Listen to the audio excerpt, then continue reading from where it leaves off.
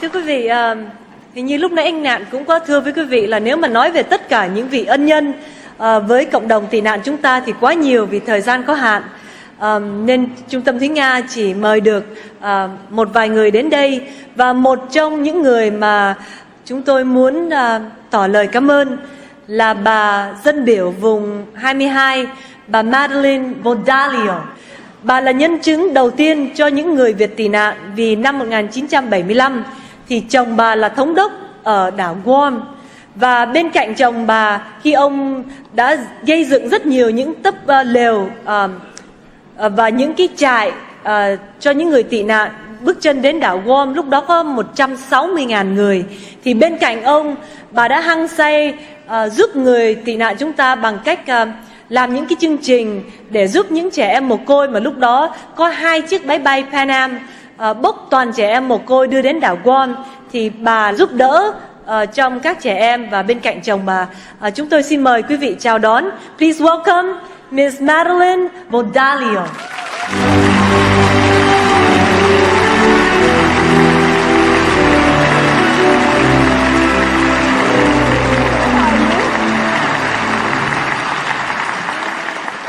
You were there at the very beginning, and you witnessed the first batch or load of boat people.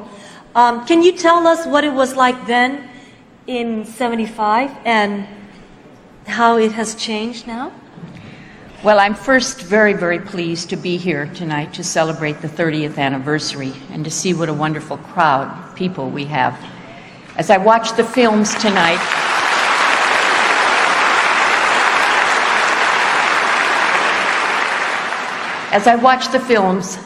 I couldn't help but think of the misery and the human sufferings when the first boat people arrived on the island of Guam.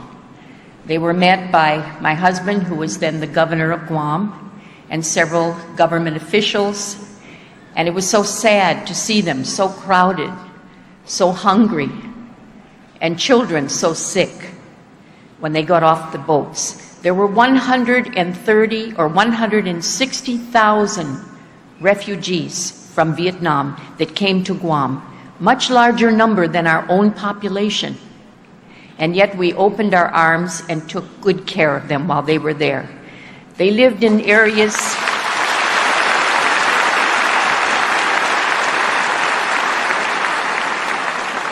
The people of Guam are a very hospitable people.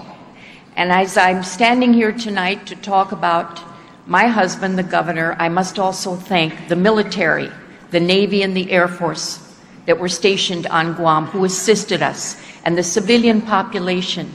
Everybody pitched in. There were tents all over the island, Tent City in Naval Station. There was the Camp Asan. There was Anderson Air Force Base. There was J&G. They were everywhere, but they were all being well taken care of. There were 3 plane loads of orphans who came to Guam, and that was probably the saddest thing I've ever seen in my life. And I was put in charge of taking care of the orphans. Today, we have 2 or 3 families on Guam that have adopted these children. And today they are successful business people graduating from colleges and the universities, given all the wonderful, wonderful opportunities that they would never have had.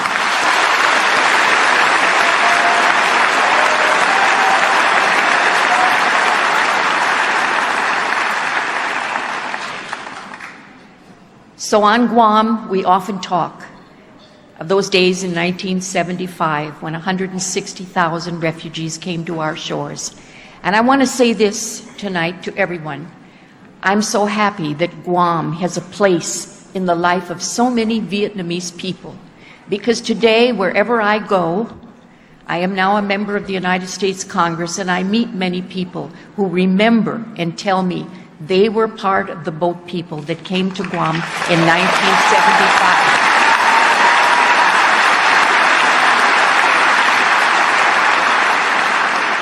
And we have a Vietnamese community on our island.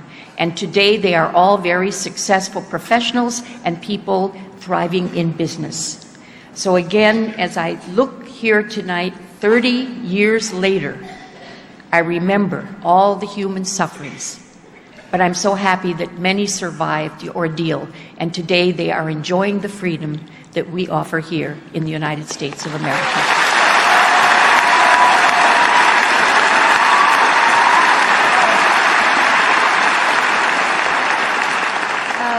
Thank you very much. Thúy Nga, on behalf of the Vietnamese communities, would like to present you this plaque in deep appreciation for the work that you've done to help us out. Thank you.